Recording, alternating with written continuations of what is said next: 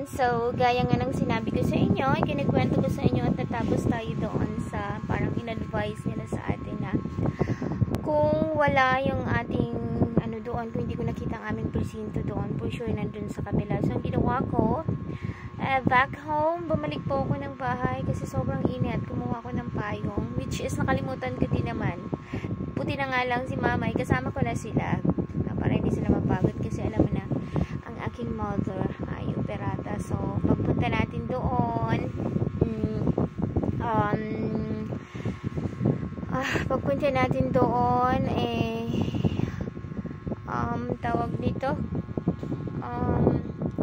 isinama ko na sila, buti na lang nakapagdala ng payong si mama. So payong niya ginamit ko, hindi rin naman kasi niya ginamit, tamad siyang buksan, so pang nagpayong. Naku, sobrang ang hirap doon, talagang hiningal ako, no.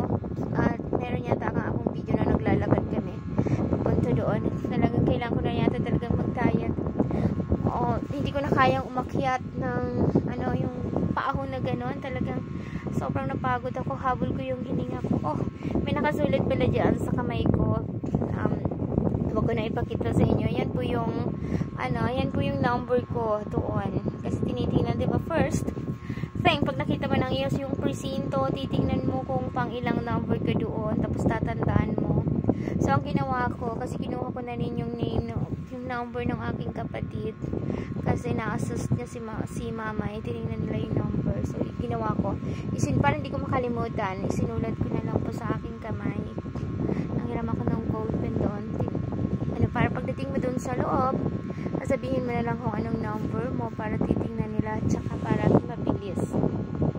So ganun po ang ating ginawa, kaya yun yung nakasulat sa aking kamay, no? At katunayan, natapos na tayong bumoto. Ayan.